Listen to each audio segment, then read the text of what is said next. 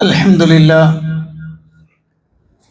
الحمد لله رب العالمين نحمده ونستعينه ونستغفره ونعوذ بالله من شرور أنفسنا ومن سيئات أعمالنا من يهده الله فلا مضل له ومن يضلل فلا هادي له وأشهد أن لا إله إلا الله وحده لا شريك له واشهد ان محمدا عبده ورسوله صلى الله وسلم وبارك عليه وعلى اله واصحابه ومن اهتدى بهداهم الى يوم الدين. اما بعد فان اصدق الحديث كتاب الله وخير الهدي هدي محمد صلى الله عليه وسلم وشر الأمور محدثاتها وكل محدثة بدعة وكل بدعة ضلالة وكل ضلالة في النار. فقد قال الله سبحانه وتعالى في محكم التنزيل: أعوذ بالله من الشيطان الرجيم.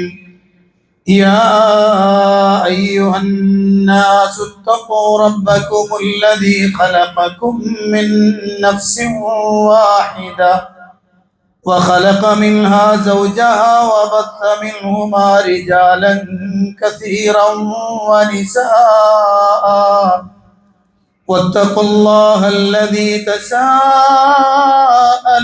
به والأرحام إن الله كان عليكم رقيبا.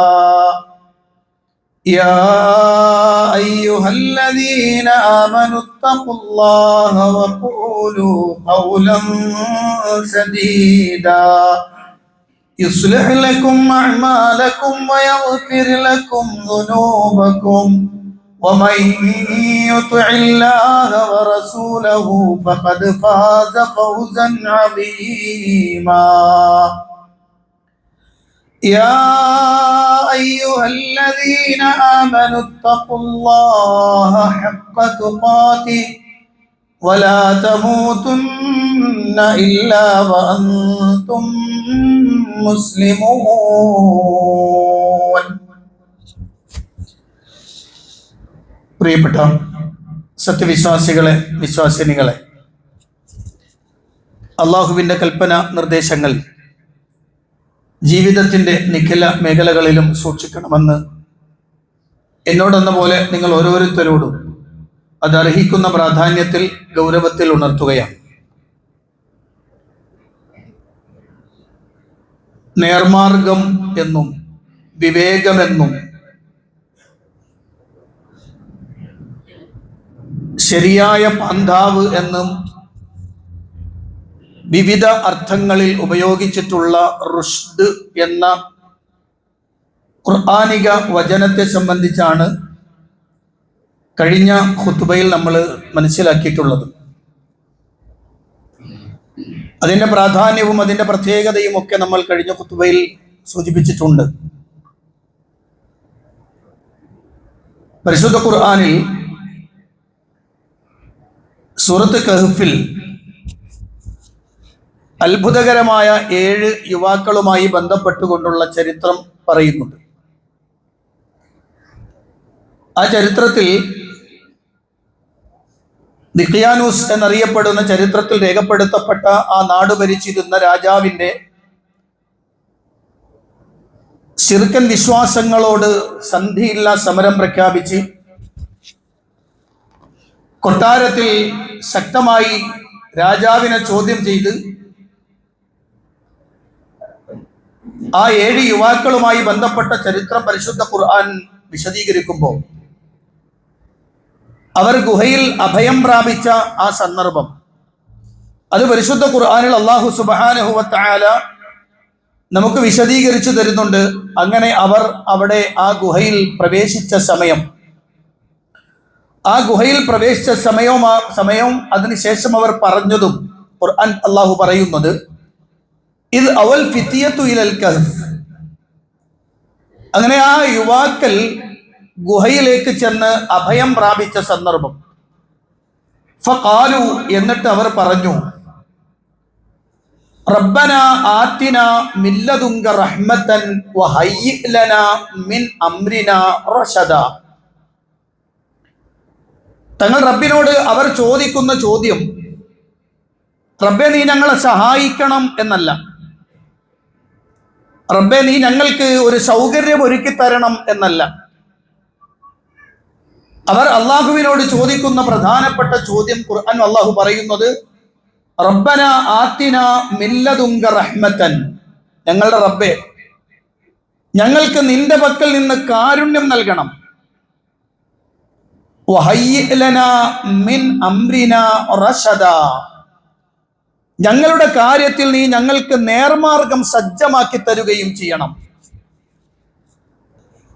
എന്ന് പറഞ്ഞാൽ ഈ രാജ്യത്തെ മുഴുവൻ ജനങ്ങളും ഒരു ഭാഗത്ത് നിൽക്കുന്നു, രാജാവ് അങ്ങനെ ഒരു ഭാഗത്ത് നിൽക്കുന്നു, ഭരണവർഗവും എല്ലാം ഒരു ഭാഗത്ത് ശക്തമായി അതാണ് ശരി എന്ന് വാദിച്ചുകൊണ്ട് നിൽക്കുമ്പോൾ, ഞങ്ങൾ അതിൽ നിന്ന് വ്യത്യസ്തമായി നിന്റെ വഹദാനിയത്ത് ഉയർത്തിപ്പിടിച്ചുകൊണ്ട് നിൽക്കുന്ന ആളുകളാണ്.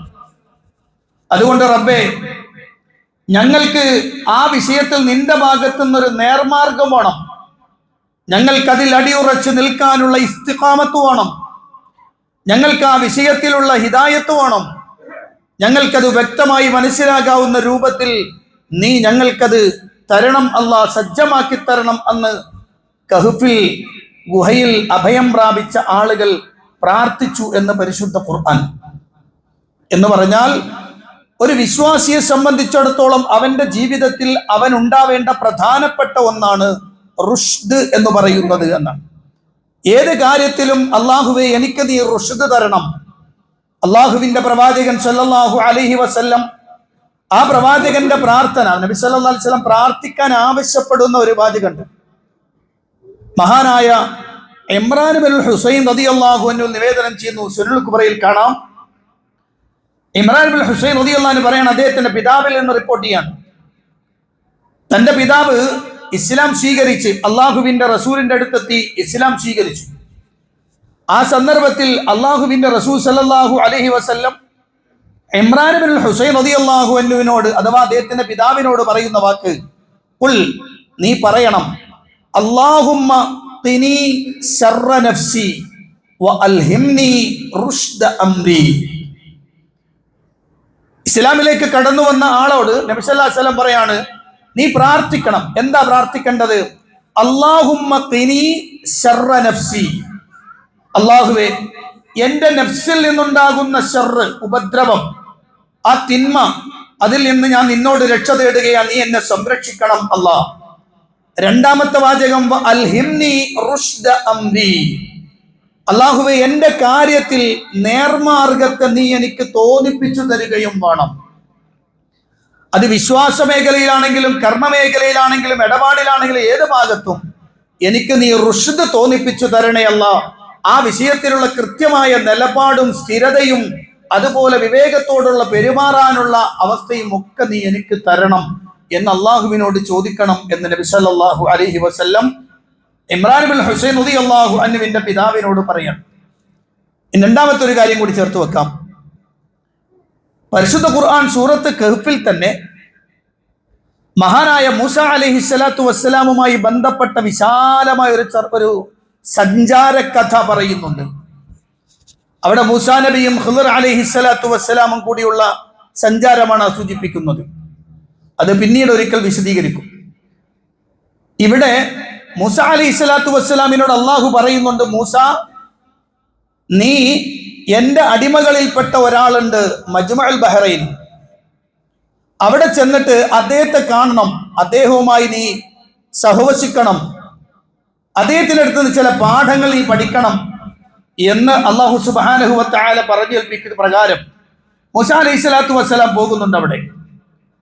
അങ്ങനെ മൂസാ നബിയും കൂടെ യൂശഅ ഇബ്നു നൂനും രണ്ടാളും കൂടി പോവുകയാണ്.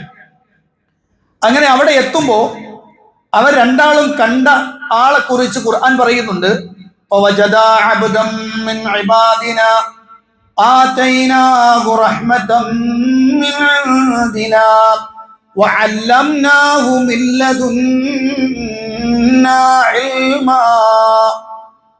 അങ്ങനെ അവർ രണ്ടുപേരും നമ്മുടെ അടിയാന്മാരിൽപ്പെട്ട ഒരു അടിയാനെ കണ്ടെത്തി, നമ്മുടെ ദാസന്മാരിൽപ്പെട്ട ഒരു ദാസനെ കണ്ടെത്തി.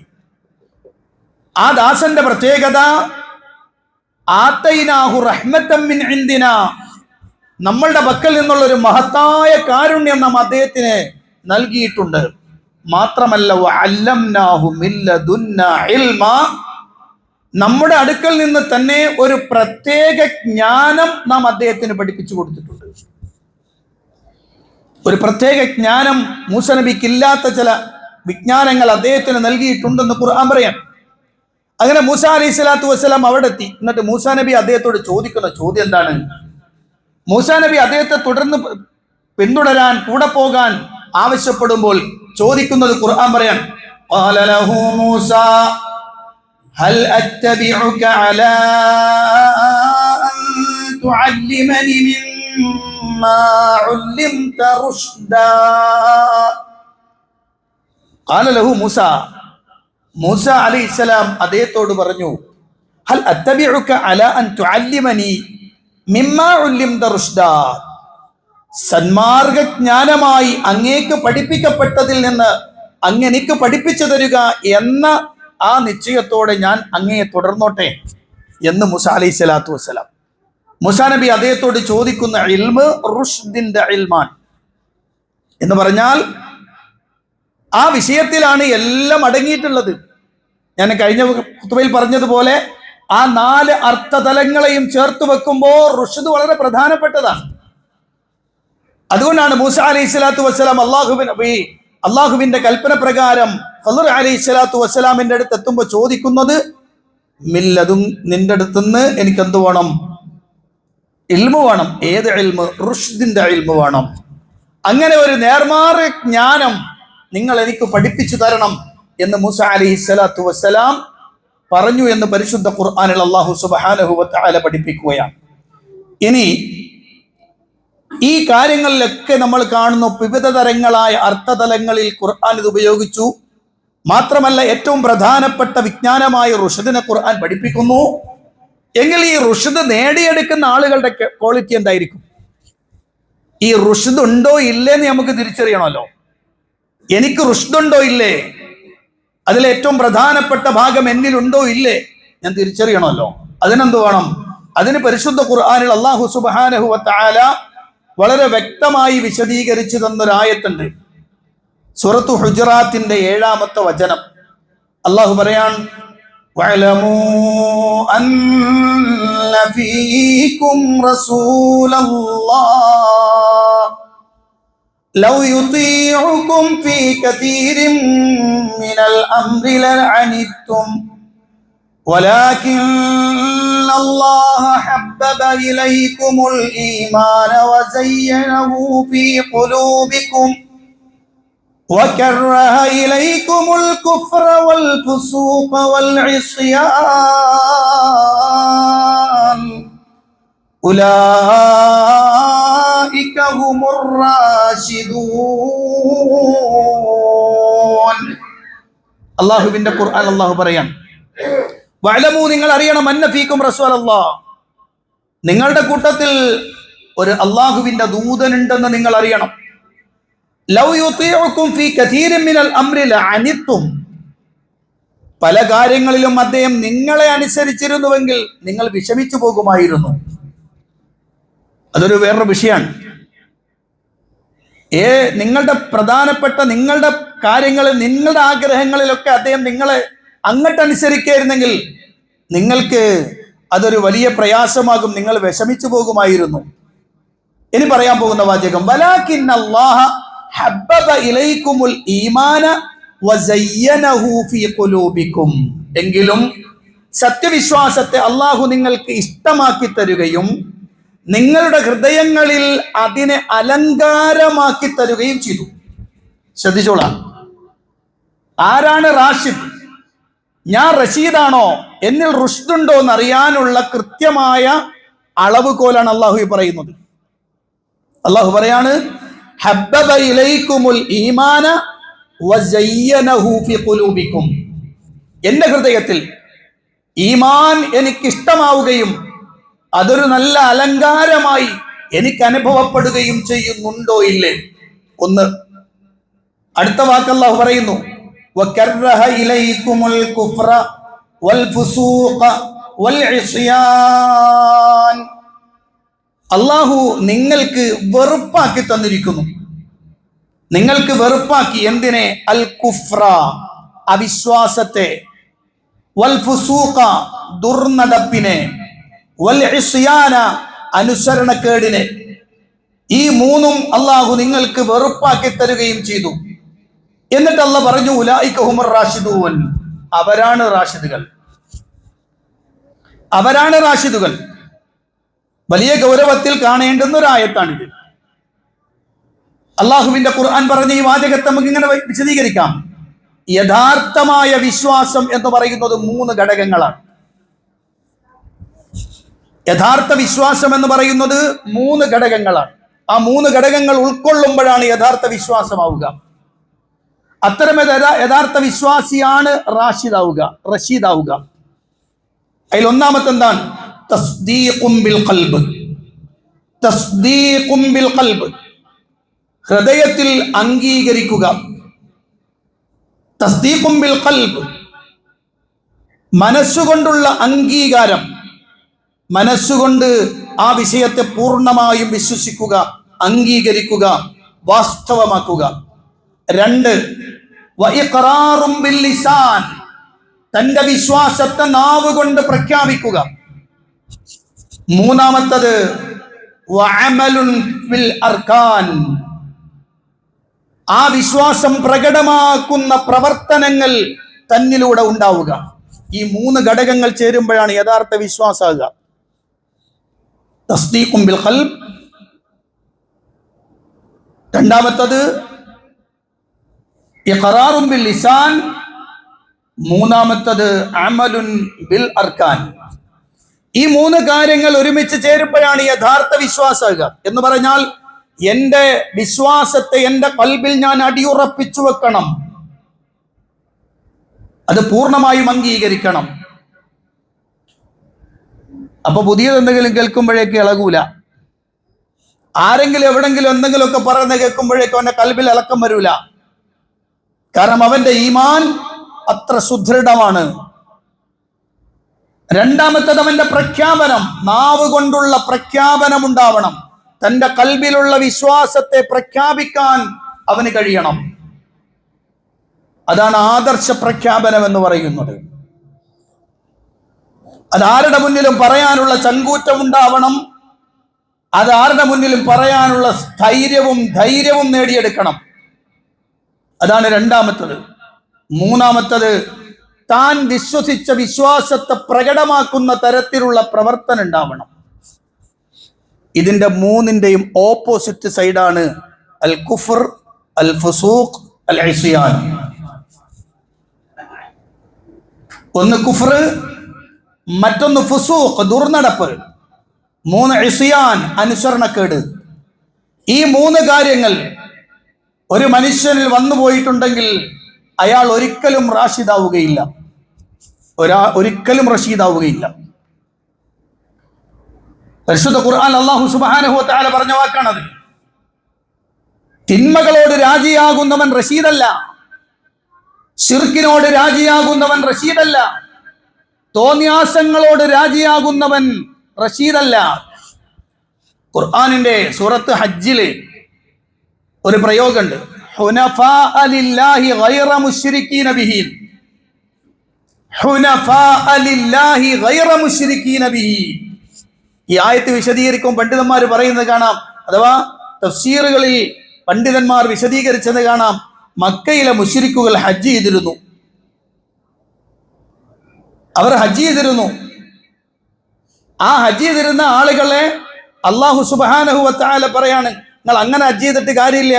ഹുനഫാഅ ലില്ലാഹി ഗൈറ മുശ്രിക്കീന ബിഹി, നിങ്ങൾ അള്ളാഹുവിനെ മാത്രമായി ഋജുമാനസ്കരായി അള്ളാഹുവിലേക്ക് തിരിയണം, ശിർക്ക് വെക്കാത്തവരായിരിക്കണം എന്ന് പറഞ്ഞാൽ ഹുജ്ജാജൻ ലില്ലാഹി മുസ്ലിമീന മുവഹിദീൻ. നിങ്ങൾ അള്ളാഹുവിനെ ഹജ്ജ് ചെയ്യുകയാണെങ്കിൽ നിങ്ങൾ മുസ്ലിങ്ങളായി മുവഹിദുകളായിട്ട് ഹജ്ജ്. രണ്ടുകൂടെ കൂട്ടിക്കലർത്തിയിട്ട് ചെയ്യല്ല എന്ന് അള്ളാഹു പറഞ്ഞ വാക്കാണ് ഹുനഫാഅ ലില്ലാഹി ഗൈറ മുശ്രിക്കീന ബിഹി എന്ന് പറഞ്ഞാൽ ഒരാൾ മൻ അശ്റക ലം യകുൻ ഹനീഫൻ, ഒരാൾ ശിർക്ക് ചെയ്താൽ അവൻ ഹനീഫാവുകയില്ല. ഈ വിശദീകരണങ്ങളൊക്കെ പണ്ഡിതന്മാർ രേഖപ്പെടുത്തിയത് കാണാം. ഞാൻ പറഞ്ഞു വരുന്നത് രണ്ടും കൂടി നടക്കൂല. ഒരാൾ റഷീദാകണമെങ്കിൽ, അയാൾക്ക് റുഷ്ദ് ഉണ്ടാവണമെങ്കിൽ ഈ പറഞ്ഞ ഘടകങ്ങൾ ചേരണം. അയാൾക്ക് ഈമാന് ഇഷ്ടമുള്ളതും അലങ്കാരമുള്ളതുമാവണം. അതൊരൊറ്റ വാക്കല്ലോ എന്ന് പറഞ്ഞാൽ പരിശുദ്ധ ഇസ്ലാമിന്റെ ആശയങ്ങളെ, അതിന്റെ വിശ്വാസ തലങ്ങളെ, അതിന്റെ മേഖലകളെ അവൻ ഇഷ്ടവും അംഗീകാരവും ഉള്ളതാവണം. അതോടൊപ്പം തന്നെ മറ്റതിനോട് വെറുപ്പുണ്ടാവണം, അതിനോട് താല്പര്യം ഉണ്ടാവരുത്. ഇന്നിപ്പോ നമ്മൾ മനസ്സിലാക്കുന്ന കാര്യങ്ങളിൽ വിശ്വാസികൾ എന്ന് പറയപ്പെടുന്ന ആളുകളിൽ തന്നെ പല രൂപത്തിലുള്ള ഈ റുഷ്ദിനെ എതിർക്കുന്ന അല്ലെങ്കിൽ റുഷ്ദ് ഇല്ലാതാക്കുന്ന തരത്തിലുള്ള പ്രവർത്തനങ്ങൾ കാണാം. നല്ല ഈമാൻ ഉണ്ടെന്നൊക്കെ നിസ്കരിക്കുന്ന ആളുകളൊക്കെ തന്നെയാന്ന് പറയും. പക്ഷേ ഇസ്ലാമിന്റെ പ്രധാനപ്പെട്ട ഒരു ഘടകം വരുമ്പോ അയാൾ പറയും അങ്ങനൊന്നും വേണമെന്നില്ല, അതൊന്നും ആവശ്യമില്ല, അതൊന്നും അത്ര കാര്യമാക്കേണ്ടതില്ല, ഇന്ന് അതിനൊന്നും വലിയ സ്കോപ്പില്ല എന്നൊക്കെ പറഞ്ഞുകൊണ്ട് അതിനെ നിരുത്സാഹപ്പെടുത്തുകയും അതിനെ അപമാനിക്കാൻ ശ്രമിക്കുകയും ചെയ്യുമ്പോൾ അറിയണം അയാൾ യഥാർത്ഥ വിശ്വാസിയല്ല. അയാൾ യഥാർത്ഥ വിശ്വാസിയാവണമെങ്കിൽ ഞാൻ ഈ പറഞ്ഞ 3 ഘടകങ്ങൾ ഉണ്ടാവണം. 1 തസ്ദീഖും ബിൽ ഖൽബ്, 2 ഇഖ്റാറും ബിൽ ലിസാൻ, 3 അമലും ബിൽ അർക്കാൻ. ഇതാകുമ്പോൾ തന്നെ അയാൾക്ക് 3 കാര്യങ്ങളോട് വെറുപ്പുണ്ടാകും. 1 കുഫറിനോട് അയാൾക്ക് വെറുപ്പാണ്, ദുർപ്രവർത്തനങ്ങളോട് അയാൾക്ക് വെറുപ്പായിരിക്കും, ദുർനടപ്പുകളോട് വെറുപ്പായിരിക്കും അയാൾക്ക്. അള്ളാഹുവിന്റെയും റസൂലിന്റെയും കൽപ്പനകളെ അനുസരിക്കാതെ അനുസരണക്കേട് കാണിക്കുന്നതിനോടും വെറുപ്പായിരിക്കും അയാൾക്ക്. എന്നിട്ട് അള്ളാഹു അത് അവസാനിപ്പിക്കുന്നത് പറഞ്ഞു ഉലൈക ഹുമുർ റാഷിദൂൻ. അറിയണം അവരാണ് റാഷിദുകൾ എന്ന് പറഞ്ഞാൽ ഈമാനിനെ കാത്തു സൂക്ഷിച്ച്, ഈമാനിനനുസരിച്ച് പ്രവർത്തിച്ച്, ഈമാനിനെതിരായി വരുന്ന വിഷയങ്ങളോട് മാനസികമായി എതിർപ്പ് പ്രകടിപ്പിക്കാൻ കഴിയുന്നവൻ, അവരാണ് ശരിക്കും റഷീദാവുക. ഈ റുഷ്ദാണ് റബ്ബിനോട് ചോദിക്കേണ്ടത്. അൽഹിംനി റുഷ്ദ റബ്ബി അല്ലാഹുമ്മ ഇന്നി അസ്അലുക സബാത്ത്. കഴിഞ്ഞ ഖുതുബയിൽ ഞാൻ പറഞ്ഞു അല്ലാഹുമ്മ ഇന്നി അസ്അലുക അസ്സബാത്ത ഫിൽ അംർ വൽ അസീമത ഫിൽ അംർ. അതെ, കാര്യത്തിൽ എനിക്ക് അസീമത്ത് വേണം. റുഷ്ദിൽ എനിക്ക് അസീമത്ത് തരണമെന്ന് ചോദിക്കാൻ അള്ളാന്റെ റസൂൽ പറഞ്ഞില്ലേ? ഇവിടെ അള്ളാന്റെ റസൂൽ പറഞ്ഞില്ലേ അൽഹിംനി റുഷ്ദ അംരി, എന്റെ കാര്യത്തിൽ എനിക്ക് റുഷ്ദ് തരണേ, അതെനിക്ക് തോന്നിപ്പിച്ചു തരണേ എന്ന് അള്ളാഹുവിന്റെ റസൂൽ സല്ലല്ലാഹു അലൈഹി വസല്ലം പറഞ്ഞില്ലേ? അതാണ് ഈ പറഞ്ഞത്. ഈ രൂപത്തിലേക്കാകുമ്പോഴാണ് അയാൾ റഷീദായി തീരുക, അയാളാണ് റുഷ്ദുള്ള ആൾ എന്ന് അള്ളാഹുവിന്റെ ഖുർആനിൽ അള്ളാഹു സുബ്ഹാനഹു വ തആല പഠിപ്പിക്കുകയാണ്. ഇനി നിങ്ങൾ നോക്കൂ, ഒരാൾക്ക് റുഷ്ദ് ഉണ്ടായാൽ ആ റുഷ്ദ് ഉണ്ട് എന്ന് നമ്മൾക്ക് തിരിച്ചറിയാനുള്ള ഒരു വിഷയം ഞാൻ പറഞ്ഞു. അത് നമ്മുടെ ജീവിതത്തിൽ ഉണ്ടാക്കിയെടുക്കാനായിട്ട് ഒരു 3 കാര്യങ്ങൾ കൂടി ഞാൻ പറയാം. എങ്ങനെയാണ് റുഷ്ദ് നമ്മളിൽ ഉണ്ടാക്കിയെടുക്കേണ്ടത്? അതിന് പരിശുദ്ധ ഖുർആനിൽ അല്ലാഹു സുബ്ഹാനഹു വ തആല പറയുന്നത്, വ്യക്തിയായാലും സമൂഹമായാലും അവർ ചെയ്തു വെക്കേണ്ടുന്ന പരമപ്രധാനമായ ഒരു സംഗതിയുണ്ട്. അത് പരിശുദ്ധ ഖുർആനിലെ ഒരു ചെറിയ അധ്യായമാണ്. ആ അധ്യായത്തെ പ്രാവർത്തികമാക്കണം, എങ്കിൽ റുഷ്ദ് നിങ്ങൾക്ക് നേടിയെടുക്കാൻ കഴിയും. അതേതാ? അല്ലാഹുവിന്റെ ഖുർആൻ അഊദു ബില്ലാഹി മിനശ് ശൈത്വാനിർ റജീം ബിസ്മില്ലാഹിർ റഹ്മാനിർ റഹീം വൽ അസ്ർ ഇന്നൽ ഇൻസാന ലഫീ ഖുസ്ർ ഇല്ലല്ലദീന ആമനൂ വഅമിലുസ് സ്വാലിഹാത്ത് വതവാസൗ ബിൽ ഹഖ് വതവാസൗ ബിസ്സബ്ർ. ഇതാണ് പ്രാവർത്തികമാക്കേണ്ടത്. അള്ളാഹുവിന്റെ ഖുർആൻ പറയാൻ വൽ അസ്ർ, കാലം തന്നെയാണ് സത്യം. ഭാവി ഭൂത വർത്തമാന കാലങ്ങളെല്ലാം ഒരു മനുഷ്യന്റെ ജീവിതത്തെ ചൂഴ്ന്നു നിൽക്കുന്ന കാലമെന്ന പ്രതിഭാസം തന്നെയാണ് സത്യം. ഇന്നൽ ഇൻസാന ലഫീ ഖുസ്ർ, തീർച്ചയായും മനുഷ്യരാശി മുഴുവനും നട്ടത്തിലാണ്. ഇന്നൽ ഇൻസാന ലഫീ ഖുസ്ർ, മനുഷ്യ വിഭാഗം മുഴുവനും നട്ടത്തിലാണ്. ഇല്ലല്ലദീന ആമനൂ വഅമിലു സ്വാലിഹാത്ത് വതവസ്സൗ ബിൽ ഹഖ് വതവസ്സൗ ബിസ്സബ്ർ. 4 കാര്യങ്ങളുള്ള ആലോചന. പലപ്പോഴും ആളുകളൊക്കെ മനസ്സിലാക്കി വെച്ചത് ഈ 4-ൽ ഏതെങ്കിലും ഒന്നുണ്ടായാൽ മതി എന്നാണോ, അതോ 2 ഉണ്ടായാൽ മതി എന്നാണോ? അല്ല, 4 ഉണ്ടാവണം. ഒന്ന് ഈമാനാണ്, ഇപ്പൊ നമ്മൾ സംസാരിച്ച വിഷയം. 2 അമലു സാലിഹാത്ത്, അത് ഞാൻ പറഞ്ഞതാണ്.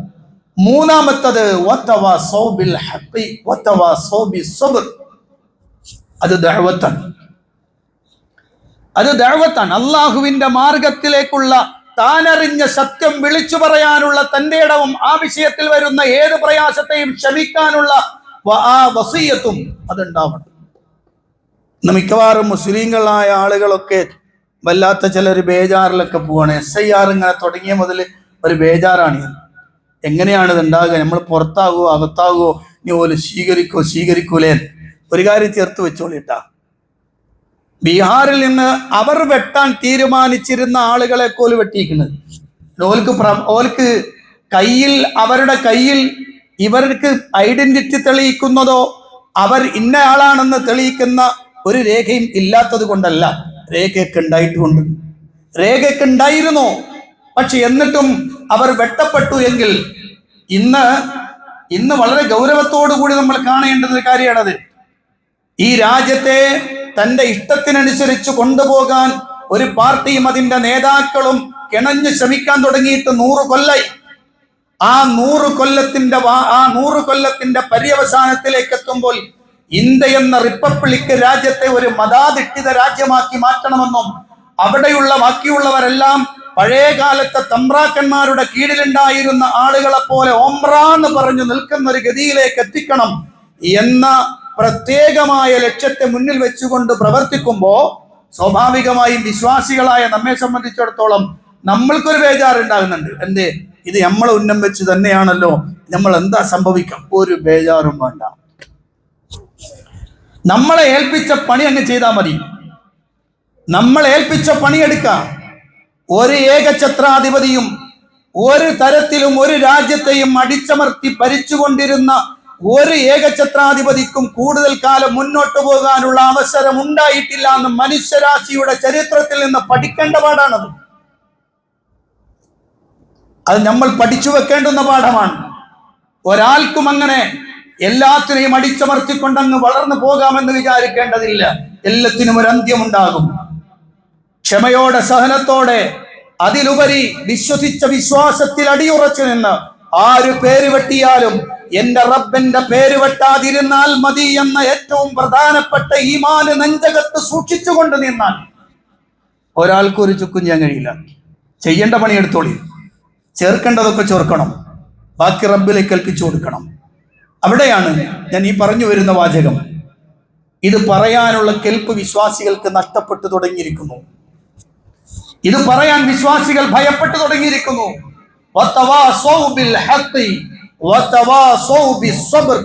വല്ലാത്തൊരു പ്രയോഗമാണ്. ഹക്ക് നിങ്ങൾ പരസ്പരം ഉപദേശിക്കണം, പോരാ, ക്ഷമ കൊണ്ടും പരസ്പരം ഉപദേശിക്കണം. ഹക്ക് പറയുമ്പോൾ പ്രശ്നമുണ്ടാകുമെന്നത് ഉറപ്പാണ്, നിങ്ങൾക്ക് പ്രയാസമുണ്ടാകുമെന്നത് ഉറപ്പാണ്. അതിൽ അടിയുറച്ച് ക്ഷമയോടെ നിന്നേക്കണം കേട്ടോ. ഇതൊരു റഷീദിനെ കൊണ്ട് മാത്രമേ സാധിക്കുള്ളൂ. അല്ലാത്തവനെ സംബന്ധിച്ചിടത്തോളം എല്ലാ തമ്മാടിത്തരത്തിനും എല്ലാ തോന്നിയാസത്തിനും കൂടെ ഉണ്ടാവും.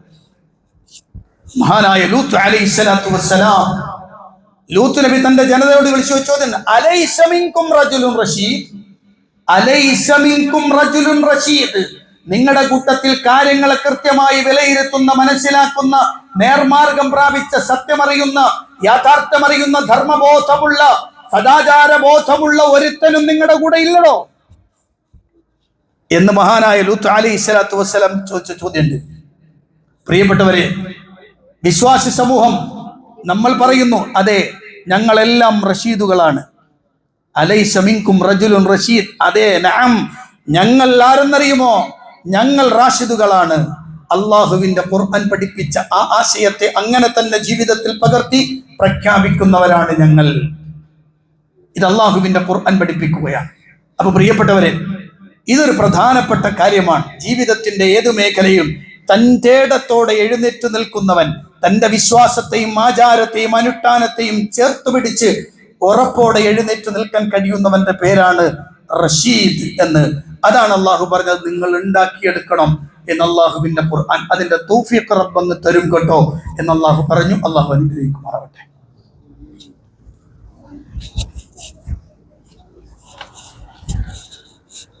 അൽഹംദുലില്ലാഹി റബ്ബിൽ ആലമീൻ, അസ്സലാത്തു വസ്സലാമു അലാ അശ്റഫിൽ അംബിയാഇ വൽ മുർസലീൻ നബിയിനൽ ഹബീബി മുഹമ്മദിൻ സ്വല്ലല്ലാഹു അലൈഹി വസല്ലം വഅലാ ആലിഹി വസഹ്ബിഹി വമൻ തബിഅഹും ബിഇഹ്സാനിൻ ഇലാ യൗമിദ്ദീൻ. അമ്മാ ബഅദ്, ഇത്തഖുല്ലാഹ ഇബാദല്ലാഹ്.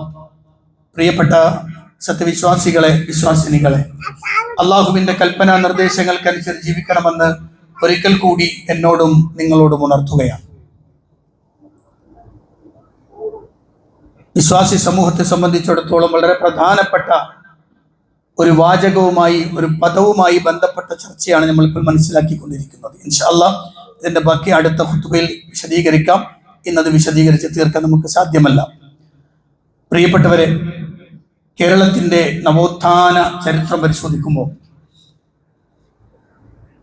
ഇന്ന് മുസ്ലിങ്ങൾക്ക് അവരിന്ന് എത്തി നിൽക്കുന്ന ഏറ്റവും ഉന്നതമായ പ്രവർത്തനങ്ങൾ വിദ്യാഭ്യാസ മേഖലയിലാണെങ്കിലും മറ്റു മേഖലകളിലെല്ലാം അതിശക്തമായ കുതിപ്പുണ്ടാകുന്നതിന് കാരണമാണ് കേരളത്തിലെ പ്രധാനപ്പെട്ട സനാഉള്ള മക്തിത്തങ്ങളെ പോലെ, വക്കം അബ്ദുൽ ഖാദർ മൗലവിയെ പോലെ, മാഹിൻ ഹമദാനി തങ്ങളെ പോലെ അങ്ങനെ തുടങ്ങുന്ന പ്രഗത്ഭമതികളായ ആളുകളുടെ ദിശണാപരമായ മുന്നേറ്റമായിരുന്നു ഇന്ന് മുസ്ലിങ്ങൾ അനുഭവിച്ചു കൊണ്ടിരിക്കുന്ന മുഴുവൻ ഉന്നതിയുടെയും പിന്നിൽ പ്രവർത്തിച്ച ചാലക ശക്തികൾ എന്ന് നമ്മൾ അറിയണം. 18-ാം നൂറ്റാണ്ട് മുതൽ തുടങ്ങുന്ന പ്രവർത്തനങ്ങൾ 19-ാം നൂറ്റാണ്ടിലേക്ക് എത്തുമ്പോൾ ഏറ്റവും ശക്തമായ രൂപത്തിലേക്ക് മാറുകയും 924 എത്തുമ്പോഴേക്ക് അതിനൊരു സംഘടനാ രൂപത്തിലേക്ക് മാറുകയും കേരളത്തിലെ ആദ്യത്തെ പണ്ഡിത സംഘടനയായി കേരള ജംഇയ്യത്തുൽ ഉലമാഇ അഹ്ലു സുന്നത്തി വൽ ജമാഅ എന്ന സംഘം രൂപപ്പെടുകയും ചെയ്യുന്നുണ്ട്. പിന്നിൽ പ്രവർത്തിച്ച ആളുകളുടെ അതേ ആശയത്തോടെ അതിശക്തമായി മുന്നോട്ട് ഗമിച്ചു. ഒരു 100 കൊല്ലം പിന്നിടുകയാണ് കേരള ജംഇയ്യത്തുൽ ഉലമ. പിന്നിൽ പ്രവർത്തിച്ചവരുടെ ദിശണാബോധം കൊണ്ട് തന്നെ ആശയപരമായ വൈജാത്യങ്ങളെ എതിർക്കുമ്പോഴും കേരള ജംഇയ്യത്തുൽ ഉലമയും അതിൻ്റെ നേതാക്കന്മാരും മുന്നോട്ട് വെച്ച ആശയങ്ങളെ സ്വന്തം ആശയങ്ങളായി സ്വീകരിച്ച് അതിൽ നിന്ന് പ്രചോദനം ഉൾക്കൊണ്ട് ഏറ്റവും ഉന്നതിയിലേക്ക് എത്താൻ എതിരാളികൾ എന്ന് പറയപ്പെടുന്ന ആളുകൾക്ക് വരെ സാധിച്ചിട്ടുണ്ട്. അത്തരം ശക്തമായ പ്രവർത്തനങ്ങളുടെ ആവർത്തനം ഇനിയും ഉണ്ടാവേണ്ടതുണ്ട്. ഇൻഷാ അല്ലാഹ് അതിൻ്റെ 100-ാം വാർഷികമാണ്. ആ 100 വാർഷികം എന്ന് പറയുമ്പോൾ പെട്ടെന്ന് ഓർമ്മ വരുന്ന ഒരായത്താണ്, വൽ തകും മിൻകും ഉമ്മത്തുൻ യദ്ഊന ഇലൽ ഖൈരി വയഅ്മുറൂന ബിൽ മഅറൂഫ് എന്ന് തുടങ്ങുന്ന ആയത്ത് സംഘടനയ്ക്ക് തെളിവായി ഓതിയപ്പോൾ അന്നത്തെ പുരോഹിതന്മാരിൽ പണ്ഡിതന്മാരുടെ കൂട്ടത്തിൽ ഒരാൾ ചോദിച്ചു, അല്ല, പ്രമാണമല്ലേ ചോദിച്ചത്, ഖുർആനാണോ? ഇത് ഖുർആൻ ആയത്തല്ലേ, പ്രമാണം പറയൂ എന്ന് ചോദിച്ചിരുന്നൊരു കാലഘട്ടം ഉണ്ടായിരുന്നു. അല്ല, പരിശുദ്ധ ഖുർആനാണ് പ്രമാണം ഈ ഉമ്മത്തിൻ്റെത് എന്ന് ബോധ്യപ്പെടുത്തി ഖുർആനിന്റെ ആശയത്തിലേക്ക് കടത്തിക്കൊണ്ടുവന്ന് പ്രവാചക ചര്യയിലേക്ക് കൊണ്ടുവന്ന് ഈ സമൂഹത്തെ പരിവർത്തിക്കുവാൻ ശക്തമായി പണിയെടുത്ത പ്രസ്ഥാനമാണ് കേരള ജംഇയ്യത്തുൽ ഉലമ. പിന്നീട് അതിന്റെ പോഷകടങ്ങളായി കേരളത്തുൽ മുജാഹിദീനും അതുപോലെ ഇത്തിഹാദ് ശുബാനുൽ മുജാഹിദീനും വിദ്യാർത്ഥികൾക്ക് MSM-ഉം സ്ത്രീകൾക്ക് MGM-ഉം അവരിൽ തന്നെയുള്ള വിദ്യാർത്ഥികൾക്ക് സ്റ്റുഡൻസ് വിങ്ങും ഒക്കെയായി ആതുര സേവന രംഗത്ത് പ്രവർത്തിക്കാൻ IMB-യും അങ്ങനെ തുടങ്ങുന്ന വിശാലമായ പ്രവർത്തന മേഖലയിലേക്ക് ആ സംഘം ഇന്നെത്തി നിൽക്കുകയാണ്. അതിന്റെ 100-ാം വാർഷികമാണ് ഇൻഷാ അല്ലാഹ് 16-ാം തീയതി നടക്കാൻ പോകുന്നത്. അതിനു മുന്നോടിയായി നമ്മള് പുത്തനത്താണിയിൽ ഐറിഷ് ഓഡിറ്റോറിയത്തിൽ അടുത്ത വരുന്ന വ്യാഴാഴ്ച മഗ്‌രിബ് മുതൽ തുടങ്ങുന്ന പ്രോഗ്രാം അനസ് മൗലവിയും അബ്ദുൽ ബാരിയും ഒക്കെ പരിപാടിയിൽ പങ്കെടുക്കുന്നുണ്ട്. ഇൻഷാ അല്ലാഹ് ഓരോരുത്തരും ആ പരിപാടിയിലേക്ക് പങ്കെടുക്കണം. കാരണം ഇത് നമ്മൾ ശക്തമായി നടത്തേണ്ടുന്ന സംഘടിത ദഅവത്തിന്റെ ഭാഗമാണ്. ഈ കാലഘട്ടത്തിൽ എന്തുകൊണ്ടും വളരെ ഗൗരവതരമായി നമ്മൾ പഠിക്കേണ്ടുന്ന ചില പാഠങ്ങളുണ്ട്. വക്കം അബ്ദുൽ ഖാദർ മൗലവിയെ പോലുള്ള ആളുകൾ അന്നെടുത്ത ചില തീരുമാനങ്ങളുണ്ട്. ആ തീരുമാനങ്ങൾക്കൊന്ന് വായിച്ചു നോക്കിയാൽ കണ്ണു തള്ളി നിന്നു പോകും. നമ്മൾ ഒരു 100 കൊല്ലം മുമ്പ് മുസ്ലിം സമൂഹത്തെ പരിവർത്തിപ്പിക്കുവാൻ അവർ കൈക്കൊണ്ട മാർഗങ്ങൾ കാണുമ്പോൾ അത്ഭുതപ്പെട്ടു പോവുകയാണ്. അത്തരം ആളുകളുടെ പ്രവർത്തനങ്ങളെ തുടർ പ്രവർത്തനം ഞാൻ എന്നിലൂടെ നടക്കണം എന്ന് തീരുമാനിക്കണം. അള്ളാഹു അനുഗ്രഹിക്കുമാറാവട്ടെ. അത്തരം ഒരു പ്രവർത്തനത്തിന് വേണ്ടിയിട്ടുള്ള കാര്യങ്ങളാണ് പ്രിയപ്പെട്ടവരെ നടക്കേണ്ടത്. അത് ഞാൻ ഈ സന്ദർഭത്തിൽ നിങ്ങളെ ഉണർത്തുകയാണ്. അള്ളാഹു അനുഗ്രഹിക്കുമാറാവട്ടെ. ഇന്ന് കേന്ദ്ര പള്ളി ഫണ്ട് എന്ന് പറഞ്ഞാൽ കേരളത്തിനകത്തും പുറത്തുമൊക്കെയുള്ള പള്ളികൾക്ക് ആ പള്ളിയുടെ മെയിൻ്റനൻസിനും അതിൻ്റെ മറ്റു കാര്യങ്ങൾക്കും ഒക്കെ ഉപയോഗപ്പെടുത്തുന്ന അള്ളാഹുവിൻ്റെ പള്ളിക്ക് വേണ്ടിയുള്ള സ്വതക്കയാണ്. നമ്മളെല്ലാവരും അതിനോട് ഏറ്റവും നന്നായി തന്നെ പ്രതികരിക്കണം, ഏറ്റവും നല്ല രൂപത്തിൽ സ്വതക്ക നൽകണമെന്നുണർത്തുന്നു. അള്ളാഹു അനുഗ്രഹിക്കുമാറാവട്ടെ. നമ്മുടെ പ്രവർത്തനങ്ങൾ സ്വീകരിക്കുകയും അർഹമായ പ്രതിഫലം അനുഗ്രഹിക്കുകയും ചെയ്യുമാറാവട്ടെ. വന്നുപോയി തെറ്റുകുറ്റങ്ങൾ അള്ളാഹു വിട്ടുപുറത്തും ഭക്തരുമാറാവട്ടെ. മരണപ്പെട്ടവർക്ക് അള്ളാഹു മഗ്ഫിറത്തും റഹ്മത്തും പ്രദാനം ചെയ്ത് അനുഗ്രഹിക്കുമാറാവട്ടെ. اللهم اغفر للمؤمنين والمؤمنات والمسلمين والمسلمات الأحياء منهم والأموات إنك مجيب الدعوات وقاضي الحاجات. اللهم أعز الإسلام والمسلمين وأذل الشرك والمشركين. اللهم دمر أعداءنا وأعداء الدين بما شئت وكيف شئت يا ذا الجلال والإكرام. ربنا تقبل منا إنك أنت السميع العليم وتب علينا إنك أنت التواب الرحيم. ربنا آتنا في الدنيا حسنة وفي الآخرة حسنة وقنا عذاب النار.